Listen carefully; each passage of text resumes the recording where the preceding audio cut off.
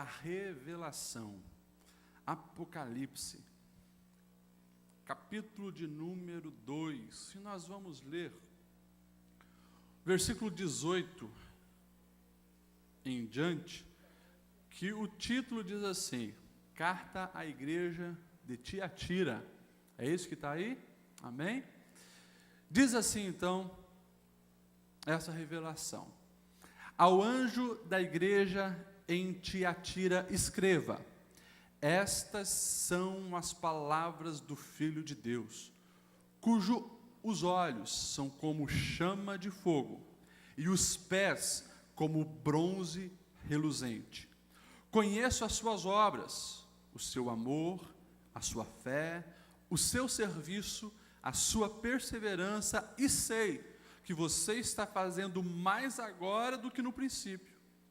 No entanto, contra você eu tenho isto: você tolera Jezabel, aquela mulher que se diz profetiza. Com seus ensinos, ela induz os meus servos à imoralidade sexual e a comerem alimento sacrificado aos ídolos. Dei-lhe tempo para que se arrependesse da sua imoralidade sexual, mas ela não quer se arrepender.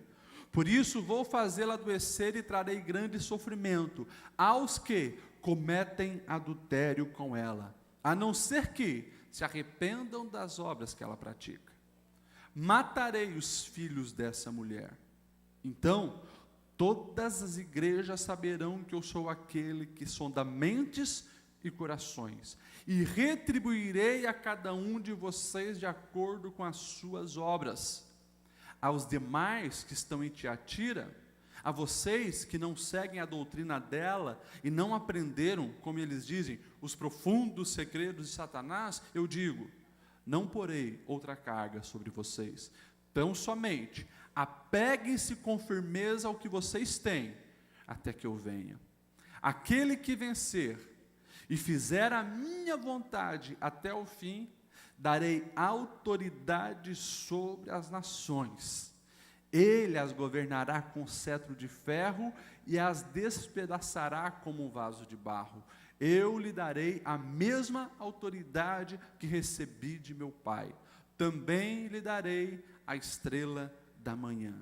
Aquele que tem ouvidos, ouça o que o Espírito diz às igrejas. Amém? Pode se assentar. Eu quero, antes de entrarmos aqui na carta, tentar localizar você. Eu já fiz isso algumas vezes, mas vou repetir, para que você entenda o recado de Deus para as nossas vidas. Nós não estamos diante de um livro assustador, amedrontador, como algumas pessoas criam bloqueio com o livro de Apocalipse, dizendo: esse livro me assusta. Eu não gosto de ler, primeiro porque eu não entendo nada, e porque quando eu vejo as condenações, eu vejo esses castiçais, essas estrelas, eu vejo o selo sendo aberto, eu me encho de temor. Mas a intenção não era essa, pelo contrário, esta a revelação escrita pelo apóstolo João era para trazer conforto, era para trazer alegria, era para trazer esperança a uma igreja que estava sendo perseguida. Quando nós olhamos a história lá do primeiro século, depois da ascensão de Cristo, nós vamos encontrar uma igreja intensamente perseguida. Nós vamos encontrar uma igreja sendo perseguida por aqueles que perseguiam Jesus. Os judeus, fariseus, saduceus, escribas, religiosos, perseguem intensamente os seguidores de Jesus, tanto que vão matar os apóstolos. Começa ali com Tiago, um dos três principais que estavam sempre com Jesus, o Pedro, Tiago e João. Esse Tiago é assassinado, e assim vai, todos eles enfrentando o martírio. Paulo é preso, e nós sabemos que Paulo e Pedro, eles vão ser mortos já por uma perseguição, não apenas pelos religiosos judeus, mas já uma perseguição a nível romano, a nível imperial. Você sabe o que aconteceu por volta de 64 depois de Cristo.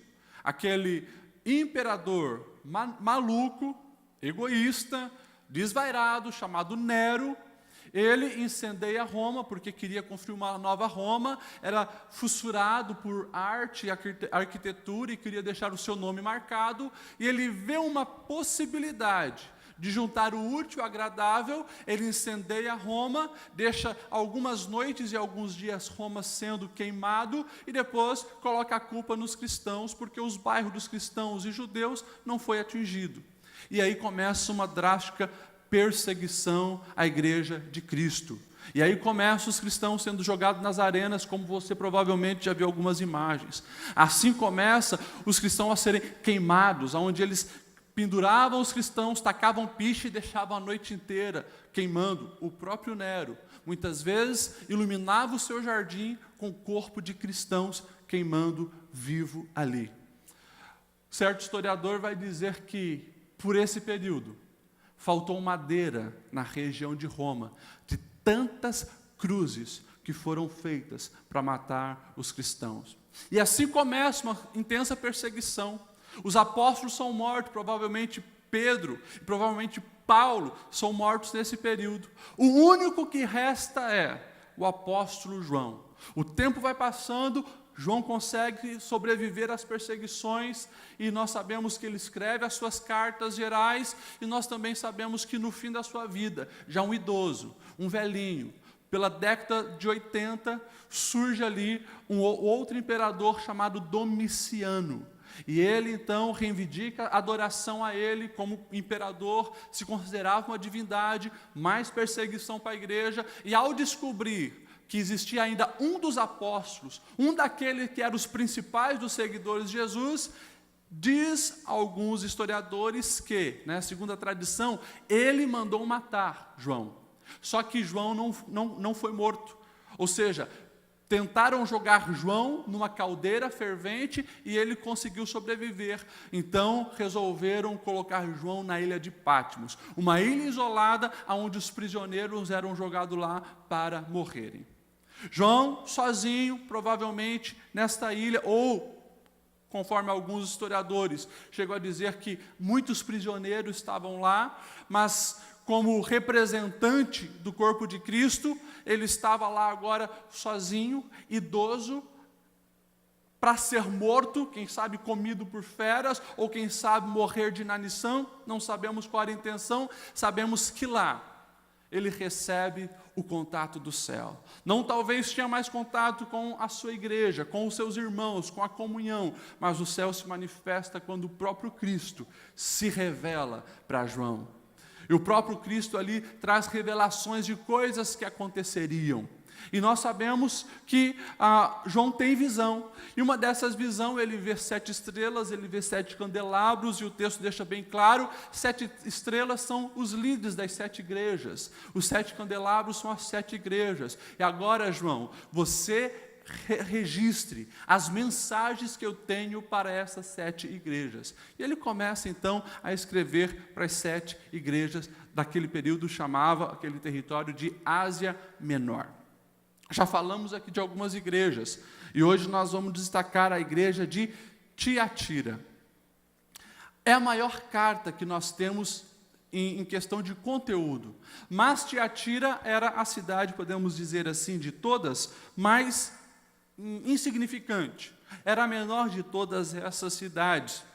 Ela tinha apenas algo que era muito forte, que era a questão comercial. O comércio de tecido e o comércio também de coisas de metal, como cobre, como ferro, questão de armaduras e assim por diante. Era forte apenas nessa área. Nós sabemos que lá de Tiatira vinha uma que foi discípula de Cristo, que se converteu com a pregação do apóstolo Paulo, que era Lídia. Se você olhar a palavra de Deus lá em Atos, capítulo 16 e 14, quando Paulo está em Filipos, lá ele conhece essa mulher que provinha da cidade de Tiatira. Era uma cidade que religiosamente não tinha, como outras cidades, megas templos pagãos, e idolatrias a outros deuses. Tinha sim, santuário. Lá tinha um santuário de adivinhação, onde pessoas vinham procurar revelações a respeito do futuro. Alguns historiadores dizem que lá tinha uma vidente muito conhecida como Sambate, e ela fazia então especulações e revelações a respeito do futuro. Agora, nessa cidade, algo extremamente interessante que a arqueologia descobriu, ao procurarem e verem conteúdos escritos sobre essa cidade, se descobriu que, nesse comércio forte que havia em Tiatira, eles haviam grupos fechados, como que sindicatos, grêmios, se assim podemos dizer, e esses grupos fechados, esses sindicatos, eles manipulavam todo o comércio daquela cidade. Na verdade, para você poder vender alguma coisa naquele comércio, você tinha que estar participando desses grêmios. E isso era algo que trazia coisas negativas, sim, justamente pelo fato de monopólio de poder, e para quem quisesse participar, tinha que ceder aos costumes, aos desejos, às vontades, às regras daquele grupo. Essa carta, escrita então à igreja de Tiatira, ela segue o mesmo padrão das outras cartas. Primeiro tem uma apresentação, depois um elogio, uma apreciação, depois uma reprovação e finaliza com uma promessa. Se você pegar carta por carta, você vai ver desse jeito. O Senhor se apresenta com algumas características peculiares que ele queria aplicar àquela igreja. Depois você vai ver elogio, o que aquela igreja estava fazendo de certo, depois uma confrontação, uma reprovação, o que aquela igreja estava fazendo de errado, e por fim uma promessa a quem perseverar. Então convido você a abrir a sua Bíblia, vamos acompanhar pelo menos versículo por versículo. Atos então, capítulo 2, o verso 18, nós vamos ver assim: ao anjo da igreja em Tiatira, escreva: estas são as palavras do Filho de Deus, cujos olhos são como chama de fogo e os pés como bronze reluzente. Ou seja, aqui está a apresentação do Senhor a essa igreja. E essa apresentação é muito parecida com aquilo que Daniel, lá no capítulo 10, ele vai registrar de uma visão que ele viu. Se você for lá em Daniel, capítulo 10, versículo 6, você vai ver assim, ó: o seu corpo era como berilo, o rosto como relâmpago, os olhos como tochas acesas, os braços e pernas como o reflexo do bronze polido, e a sua voz era como o som de uma multidão. Fica difícil a gente querer aplicar isso no sentido literal. Você imagine um ser, né, com olhos de fogo, pés reluzentes como latão. Na verdade, foi as descrições mais perto que quem estava tendo a visão conseguia descrever. Agora, nós precisamos preocupar o sentido disso. O que significa essa aparência, por exemplo, olhos como chama de fogo? Quando fala de olhos e como chama de fogo, fala de algo que prescruta, algo que enxerga, algo que examina, algo que vai a profundo, algo que a gente sabe que nada escapa do seu conhecimento. Quando nós olhamos pés como o de bronze, provavelmente fala de quê? De autoridade, de firmeza. Ou seja, o que nós podemos já entender nessa apresentação, que o Senhor se apresenta para aquela igreja dizendo: olha, há coisas ocultas acontecendo aí, há coisas subliminares acontecendo aí, mas os meus olhos de fogo estão enxergando todas as coisas. Aquilo que aparentemente ninguém vê, aquilo que as pessoas não percebem, os olhos do Senhor conseguem enxergar. Ou seja, é uma verdade que toda a palavra de Deus já ressalta: nada foge aos olhos desse Deus. Cedo ou tarde virá à tona. Um dia enfrentaremos o justo juiz, que conhece todas as coisas, e os olhos do Senhor andam por sobre toda a terra, e estão sobre toda a terra, conhece todos os nossos atos, todo o nosso entendimento. E quando nós deparamos com uma palavra dessa, a gente precisa se lembrar que o nosso Deus é aquele que prescruta todas as coisas, enxerga todas as coisas, examina todas as coisas. A continuação, o verso 19, vai falar justamente disso: conheço as tuas obras. E essa é uma palavra dita a todas as igrejas: conheço as tuas obras, conheço as tuas obras, conheço as tuas obras. Sei o que você está fazendo, sei o que você está executando. E olha só o que continua o verso 19: o seu amor, ao elogio, a sua fé, o seu serviço, a sua perseverança, e eu sei que você está fazendo mais agora do que no princípio. Você imagine a leitura dessa carta, você recebendo uma carta de Deus assim, que começa com um elogio maravilhoso desse. Olha, eu conheço as suas obras, eu sei do teu amor. Ou seja, tinha uma igreja que não tinha amor, essa tinha. Eu sei da tua fé, eu sei do seu serviço, eu sei da sua perseverança, e diz, eu sei que você está fazendo mais agora do que antes. Gente, essa era uma igreja produtiva, essa era uma igreja que tinha o que mostrar, essa era uma igreja que estava a pleno vapor. Quem olhava essa igreja, uau, produzindo, firmado, tem amor, está crescendo, tem gente, estão evangelizando, estão pregando, estão orando, uau! Essa, aparentemente, era a igreja que todo mundo queria estar. Ou seja, é quando Deus olha as nossas vidas e diz, uau, está indo nos cultos, está envolvido em alguma atividade, está falando do evangelho para outras pessoas, é elogio atrás de elogio. Agora, a gente precisa continuar o versículo, porque a continuação mostra que uma ação sem o zelo pela verdadeira doutrina, pelo aquilo que é correto, pode comprometer todas as virtudes. Para a gente entender a continuação, a gente pode fazer uma comparação com o casamento. Tem solteiro aqui hoje? Levanta a mão quem é solteiro. Quem está solteiro? Tem alguns solteiros aí, né? Se o Richard me permitir, posso usar teu nome, Richard? O Richard está solteiro. Richard, imagine uma mulher apaixonada por você, e você casa com ela. Uma moça inteligente, uma moça esperta, uma moça que quando você acorda todo dia, o café está na mesa pronto. Ela mantém a casa toda limpa, ela trabalha fora, entrega o salário na sua mão e mantém assim todas as coisas em ordem. Uma mulher que te trata com amor, com carinho, respeita a tua família, quando viu os filhos, cuida dos filhos. Esquece essa mulher, né? Só que essa mulher, ela tem um amante. Essa mulher tem um outro homem. Me diga uma coisa, se pesar na balança, você iria querer uma mulher assim? Com todas essas virtudes, mas que não é fiel a você? Nenhum de nós ia querer. Nenhum de nós ia querer. Era essa a imagem de Tiatira. Atividades, frutos, mostrava serviço, tinha muita coisa, só que estava sendo infiel. E olha só o versículo de número 20. No entanto, tenho contra você isto: você tolera Jezabel, aquela mulher que se diz profetiza.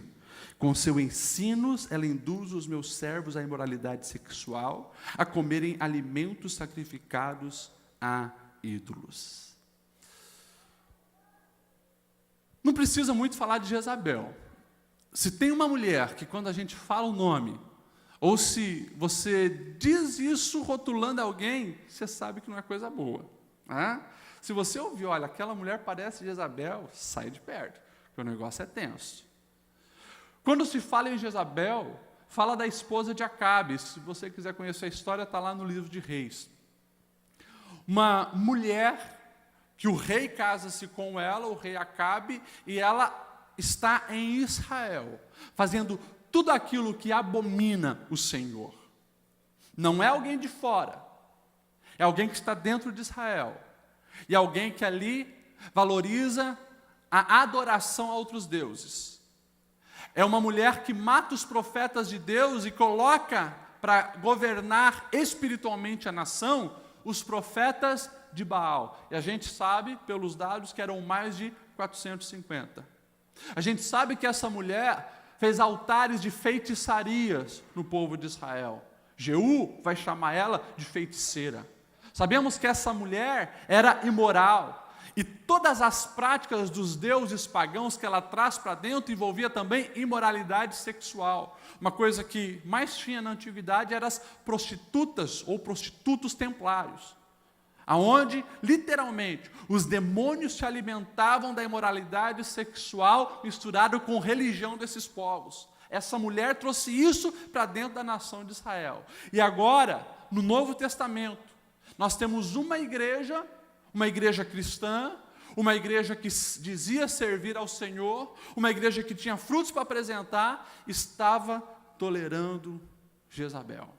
Estava permitindo coisas que não deviam ser toleradas no seu meio.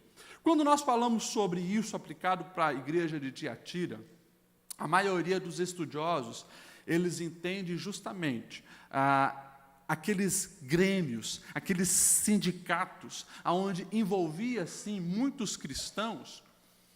Eles acreditam que as coisas que aconteciam ali era justamente ao que o Senhor estava se referindo. Por quê? Todas as coisas na antiguidade eram ligadas com a prática religiosa, como eu falei. E se aconteceu uma tempestade e devastou todas as lavouras, é porque o Deus responsável pelas chuvas estava insatisfeito. Alguém fez alguma coisa, a gente precisa então venerar esse Deus, oferecer sacrifício a esse Deus, fazer alguma coisa para agradar esse Deus para ele se acalmar. Então tinha o Deus da guerra, tinha o Deus do sol, tinha o Deus da natureza, tinha o Deus da tempestade, tinha o Deus de tudo. Inclusive tinha o Deus dos negócios, que deveria ser honrado. E como que era honrado? Com sacrifícios de animais e assim por diante. A carne era comida pelas pessoas, oferecida aos sacerdotes. Nesses encontros aconteciam imoralidade sexual e tudo aquilo que você pode imaginar que as hostes infernais promovem. Os estudiosos entendem que os cristãos comerciantes, eles estavam em dúvida. E agora? Nós somos cristãos, nós servimos um Deus. Só que, se nós não participarmos do nosso grêmio, se nós não participarmos do sindicato, das coisas que eles fazem, nós não vamos poder comercializar. Nós vamos ter nós vamos perder tudo. Ou seja, ou nós sobrevivemos financeiramente, ou somos fiéis ao Senhor.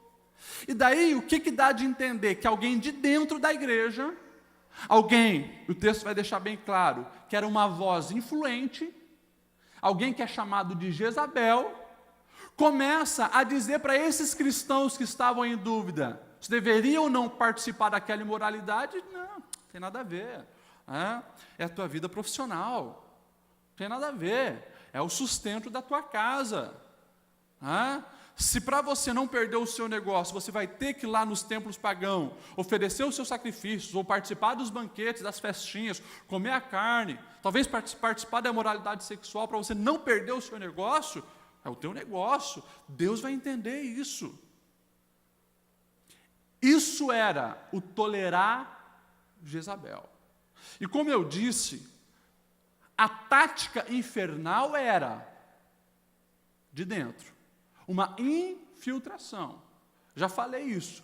O diabo usa várias estratégias, várias táticas. Às vezes é a pressão de fora, mas eu sempre considero a mais perigosa desse jeito. Quando ela vem de dentro, quando é uma voz influente dentro. Olha só qual o objetivo. Olha o que o texto diz. O texto diz assim, vocês toleram Jezabel, mulher que se diz profetiza, e com seus ensinos ela induz os meus servos. Qual é o objetivo, o alvo do inimigo? O alvo do inimigo é os servos de Deus, aqueles que querem viver de maneira que agrada a Deus. Qual o objetivo? O objetivo é simples, que não haja santidade, ou seja, não sejam santos, não sejam separados, negocie com os valores do mundo, literalmente, negue a cruz. Ou seja, está falando de uma vida sem sacrifício nenhum. Vivam uma vida. Pode ser no ritmo do mundo, a maneira do mundo, o Senhor entende vocês. Quando nós trazemos isso para a nossa realidade, para os nossos dias, é assustador como nós conseguirmos ver que a carta de Tiatira precisa ser lida e relida pela igreja contemporânea. Uma igreja E quando eu falo igreja, eu estou falando desse movimento gospel. Estou falando dos evangélicos, vamos falar da nossa nação, que negocia os princípios para não perder diante do mundo. Crentes de Blumenau que querem ser crente, mas na empresa todo mundo vai encher a cara na Oktober. Isso não é errado, vamos se divertir. E vão para lá. Vai negociando. Gente que, se a equipe profissional vai dar um jeitinho, vai enganar o leão, vai manipular a verdade, mas é para o bem de todos, tolera. E vai tolerando o intolerável, vai tolerando aquilo que gera repulsa no Senhor, vai tentando alargar a porta que leva ao céu, com o liberalismo. Isso não dá certo. Isso é abominação ao Senhor. E isso é aplicável em todas as áreas. Não, você pode ser um jovem na igreja, mas, poxa, você é um ser sexuado, então você tem que exercer a tua sexualidade. Esse negócio de sexo é para o casamento era de anos atrás, 30 anos atrás. Hoje não tem nada a ver. O importante é praticar o amor. E assim vai.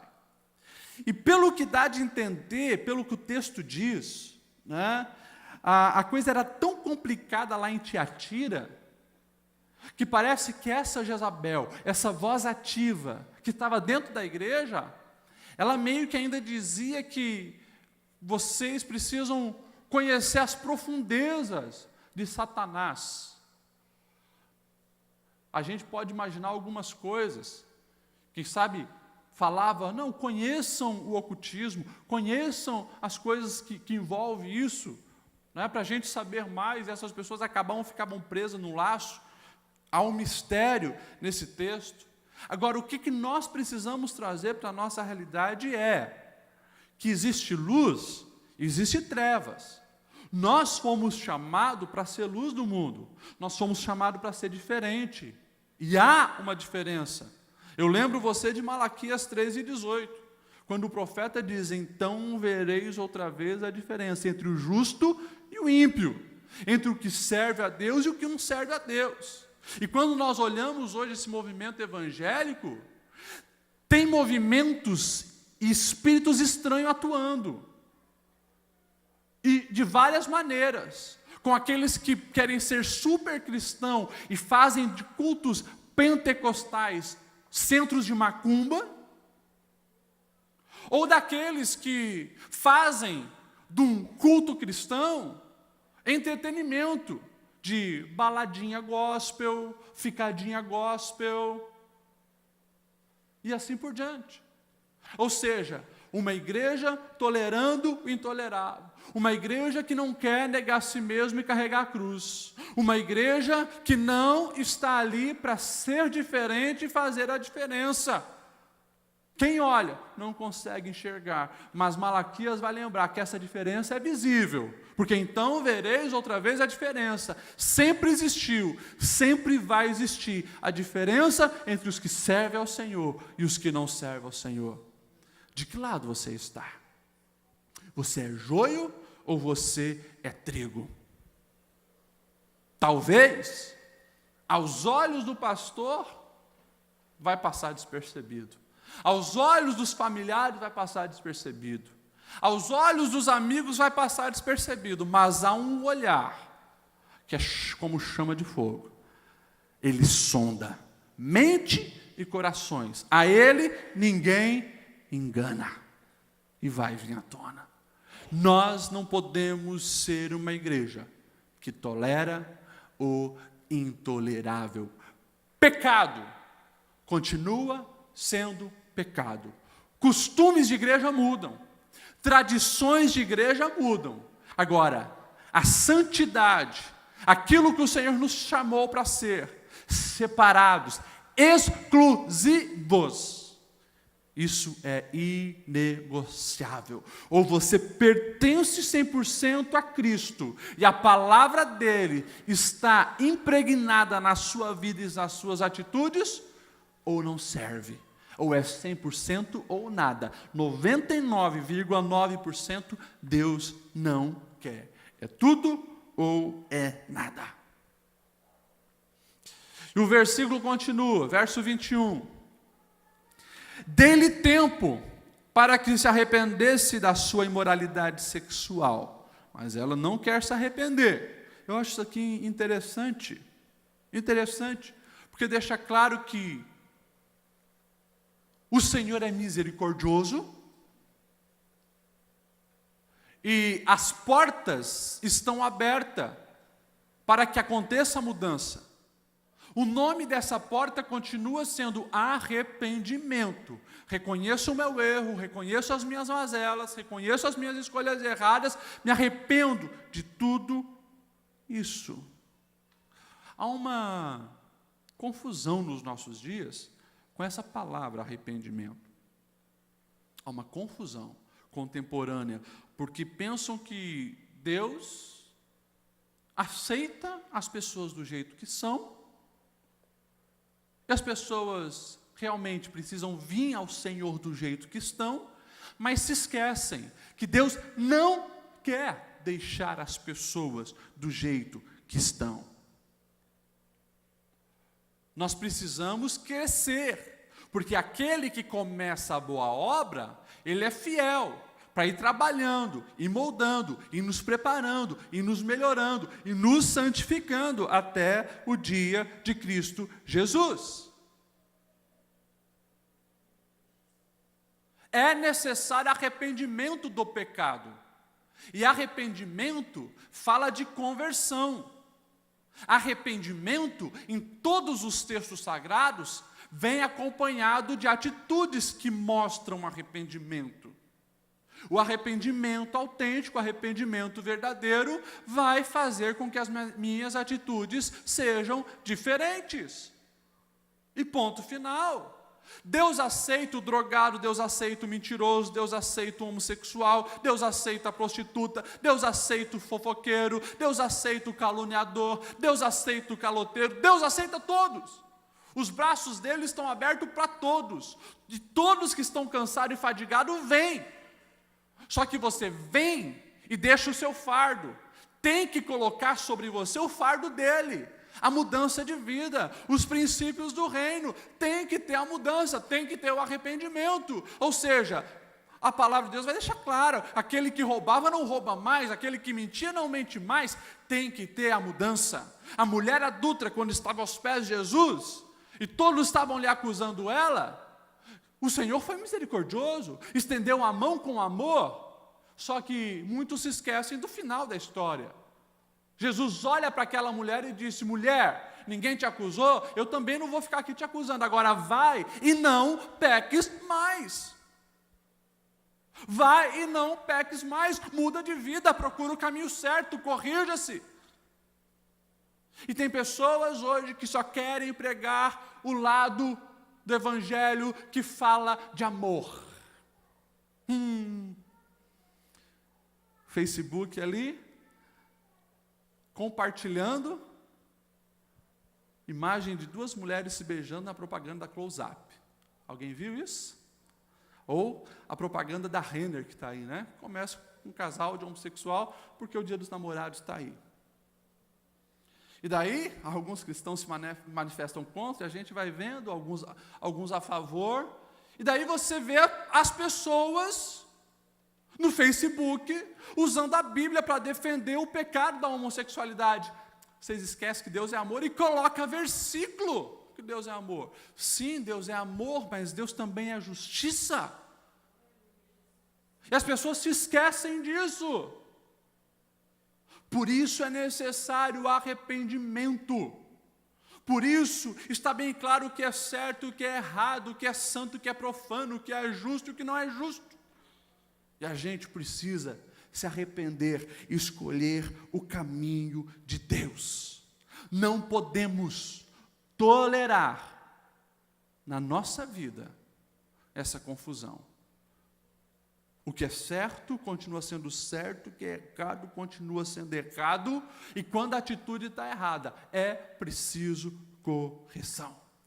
O verso 19 que nós estamos examinando, eu acho interessante o começo dele. Dei-lhe tempo para que se arrependesse da sua imoralidade. Mas, ela não quer se arrepender, o verso 22 vai falar de consequências. Gente, isso aqui, nós estamos falando que vai se denominar de tempo da graça. Tempo da graça. Principalmente quem faz a interpretação das eras, dos tempos, nós estamos falando do tempo da graça, né? Há um tempo para o arrependimento. Há um tempo para o arrependimento. Deus é misericordioso, mas não é injusto. Deus é misericordioso, mas não é injusto. Tem gente hoje brincando com a graça, achando que na hora que eu quiser eu me arrependo, ou quando eu ver que já não tem mais jeito eu me arrependa. Cuidado, pode ser tarde demais. Pode ser tarde demais. E isso nós já vimos muito na prática. Pessoas que conheciam a verdade, conheciam o Evangelho, conheciam o Senhor, brincaram com o pecado, se amarraram no pecado e vinham com esse discurso. Mas um dia eu volto, um dia eu me arrependo, um dia eu mudo. E esse um dia nunca chegou. Conheci pessoas que congregavam com a gente aqui na sede, que não tiveram outra chance. Tem um tempo. O verso 22 vai dizer assim: por isso vou fazê-la adoecer e trarei grande sofrimento aos que cometem adultério com ela, a não ser que se arrependam das obras que ela pratica. Essa Jezabel já estava condenada, o tempo já tinha dado. Aqueles que estavam com ela teriam uma nova chance de arrependimento. Agora, esse texto fica bem claro que há punição para o pecado. Paulo vai dizer aos Romanos capítulo 6, verso 23, que o salário do pecado é a morte, mas o dom gratuito de Deus é a vida. O pecado, em qualquer instância, sempre trará consequências negativas. Qualquer instância, seja uma mentira, seja uma calúnia, seja um adultério, seja uma fornicação, seja distorção com coisas financeiras, qualquer coisa. Aquilo que é pecado sempre vai trazer consequências negativas. Pastor, mas a palavra de Deus diz que o salário do pecado é a morte. Nem todo mundo que peca a morte, senão não existia mais ninguém. Podemos dizer que são vários níveis de morte. Começa com a morte espiritual. Quem escolhe o pecado se afasta de um Deus santo. Consequentemente, vai morrendo espiritualmente. E assim por diante. Depois, relacionamentos consigo mesmo, psique, até em alguns casos chegar assim, à morte física. No começo desse ano, num dos atendimentos, é claro que eu não falo o nome quando eu uso o atendimento como ilustração, uma moça entra no meu gabinete pastoral, desesperada, chorando, estava passando pela morte no relacionamento conjugal, porque havia traído o esposo e não estava mais suportando a situação que o pecado tinha causado. No Facebook, de repente, vê uma mensagem. Um ex-namorado das antigas lá do Paraná, dando oi, perguntando como é que estava. Estou bem, vai conversando, no outro dia volta a conversar. 1, 2, 3 semanas conversando todo dia. Ele veio para cá e tiveram um encontro. E ela trai o seu esposo. A amiga, durante esses dias todos, dizendo, tem que curtir a vida mesmo. A vida é curta e você é jovem. Ela só não estava calculando o preço que tinha que pagar depois. E o pecado é isso. Pecado é isso. Jamais as pessoas escolheriam o caminho do pecado se soubesse a amargura do cálice do pecado, as consequências, o preço que se paga é muito pesado. E aquela moça estava morrendo no relacionamento, morrendo na sua alma, se culpando, se amargurando. A família dela amava o seu esposo, não entendendo agora o que estava acontecendo. E um abismo vai chamando outro abismo. Qual a solução? Arrependimento. E a reconstrução é trabalhosa. O perdão vem com a graça. Agora, a confiança a ser restaurada, o preço a pagar é muito difícil. Por isso, a gente tem que viver a vida de uma maneira muito atenta, porque o pecado vai trazer a morte. Versículo 23. Matarei os filhos dessa mulher, então todas as igrejas saberão que eu sou aquele que sonda mentes e corações.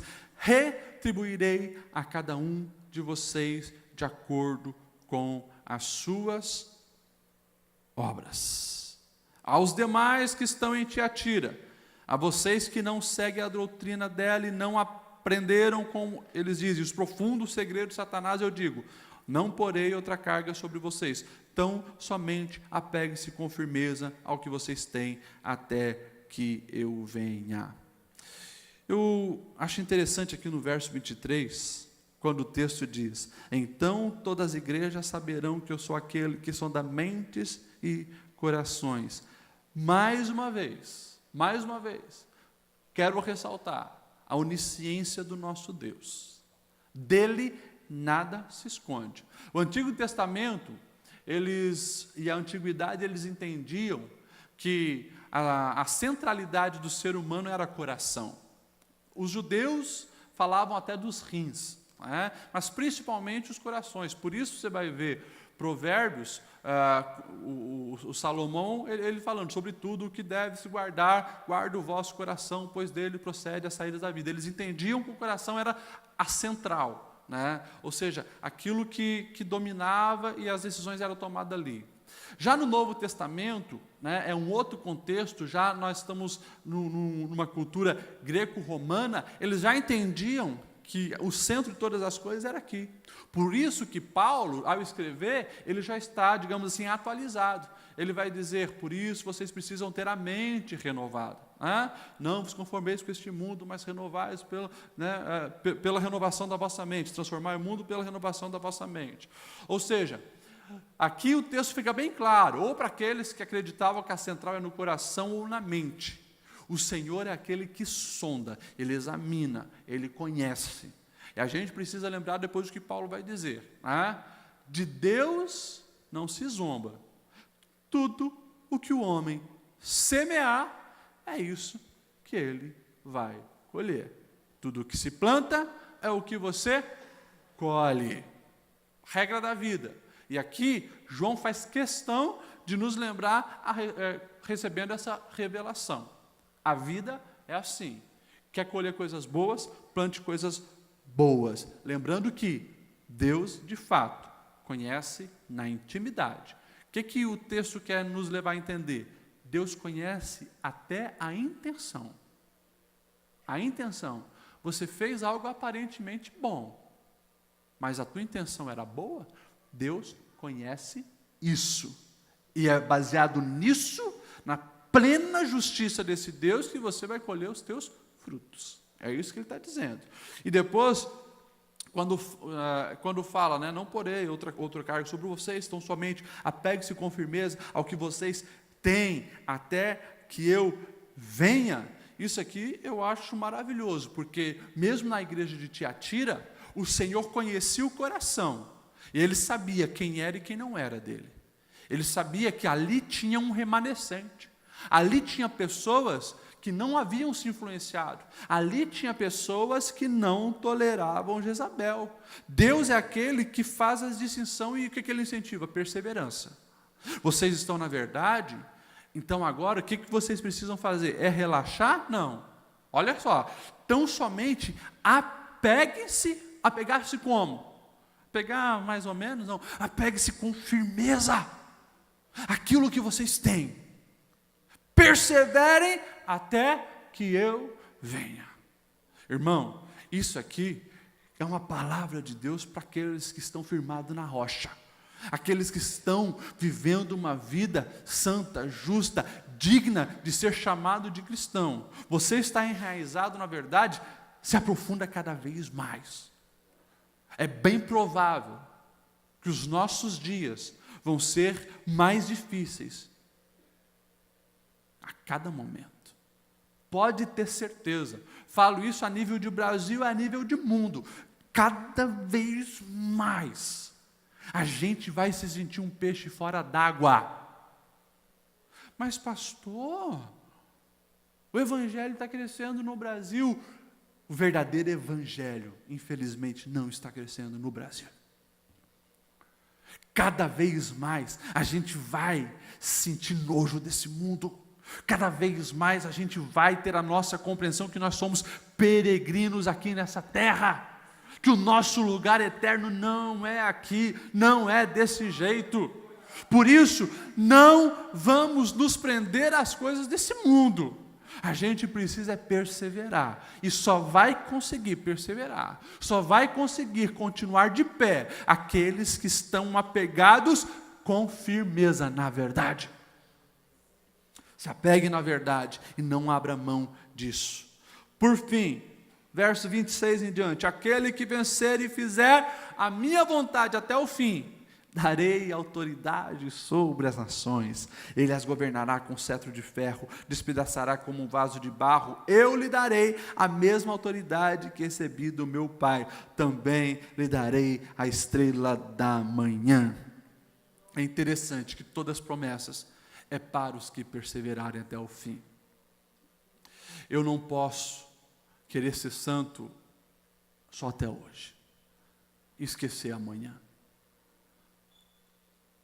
A palavra de Deus já diz, né? Melhor é o fim das coisas do que o seu início. A maneira que nós vamos terminar a nossa carreira é determinante. É determinante. E a gente precisa perseverar até o fim. E a recompensa vale a pena. Fala de um governo, aqui não tem como a gente entrar nos detalhes, né? A gente pode imaginar tanta coisa, mas a palavra de Deus, e quando você, por exemplo, pega uma definição que Paulo traz, 1 Coríntios 6:2, vocês não sabem que os santos hão de julgar o mundo? Paulo faz essa pergunta, e aqui o texto está dizendo que aqueles que perseverarem até o fim governarão. Há um tipo de governo, autoridade, reservada àqueles que perseverarem até o fim. E não é algo de ditadores, não. É algo maravilhoso, que fala de honra. Aqueles que hoje são humilhados, desprezados, rotulados de quadrado, de ignorantes, esses vão chegar o dia onde eles estarão em posição de honra, onde todos verão que eles estavam no caminho certo, e vão ser recompensados pelos insultos que receberam. É por isso que Jesus ele vai dizer: bem-aventurados sois vós, quando por amor a mim vos injuriarem, falarem toda sorte de coisas ruins sobre vocês, se alegrem. Na tribulação é difícil a gente se alegrar. Quando há xingamento, desprezo, pedrada, é difícil, mas a graça nos faz olhar além desse mundo, além dessa era. A graça e a compreensão do Espírito Santo nos leva a enxergar lá na frente, e aí a gente consegue se regozijar, mesmo na provação, porque vai chegar o dia da honra, vai chegar o dia de receber o galardão, e depois o texto vai dizer do melhor e principal galardão: também lhe darei a estrela da manhã. E se você for lá no final do Apocalipse, o último capítulo, verso 16, quem é a estrela da manhã? O Senhor, ele diz, eu sou a raiz, o descendente de Davi, a resplandecente estrela da manhã. Fala do quê? Vai chegar o dia aonde haverá um intenso e pleno, podemos dizer assim, ligação entre os cristãos e Cristo, entre aqueles que serviram o Cordeiro de Deus. Não vai mais ter pecado, tentação para separar. Nós estaremos em comunhão plena com Cristo ressurreto. E esse é o nosso principal e melhor galardão. E como as outras cartas, o versículo 29 finaliza: aquele que tem ouvidos, ouça o que o Espírito diz às igrejas. Ou seja, entre tantos barulhos, tantas falas, tantas vozes, ouça o que o Espírito Santo te diz. Se apegue com firmeza à verdade. Amém? Vamos dobrar o nosso joelho e orar um pouquinho? Dobre o seu joelho, hoje é culto de oração também.